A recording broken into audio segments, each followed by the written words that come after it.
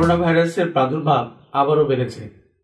বিশেষ করে আমাদের দেশের পার্শ্ববর্তী দেশগুলোতে এই ভাইরাসের নতুন সাব ভেরিয়েন্টের প্রাদুর্ভাব ঘটেছে, যেমন ওমিক্রন, LF7, JFX, JN1 এই সাব ভেরিয়েন্টগুলোর প্রাদুর্ভাব বা আউটব্রেক পরিলক্ষিত হচ্ছে। এ ব্যাপারে জনসচেতনতা প্রয়োজন। পাশাপাশি যারা আন্তর্জাতিক ভ্রমণে যাবেন তাদের জন্য যথেষ্ট সতর্ক থাকতে হবে, কেননা এটি কিন্তু যে কোনো সময় সংক্রমণ ঘটতে পারে এবং এর রূপ তৈরি করার ক্ষমতাও বেশি, মর্টালিটি বা মরবিডিটিও বেশি। কাজে এই বিষয়গুলো অবশ্যই আমাদের লক্ষ্য রাখতে হবে। যারা ভ্রমণে যাবেন তাদেরকে সতর্ক থাকতে হবে এবং প্রস্তুত থাকতে হবে। যখন তারা দেশে ফিরে আসবেন, পয়েন্ট অফ এন্ট্রিগুলোতে তাদের স্ক্রিনিং প্রয়োজন।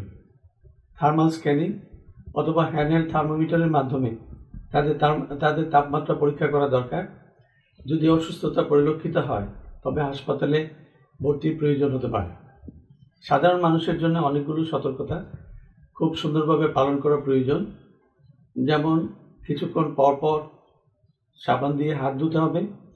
অকারণে অপরিষ্কার হাতে নাক মুখ এগুলো স্পর্শ করা যাবে না।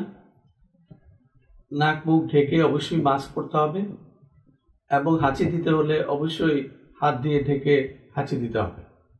বাংলাদেশ সরকার ইতিমধ্যেই স্বাস্থ্য সচেতনতার জন্য বিভিন্ন উদ্যোগ গ্রহণ করেছে।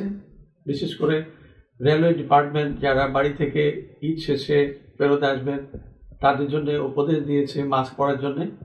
সবাইকে মাস্ক পরে নিরাপদ থাকতে হবে। ধন্যবাদ।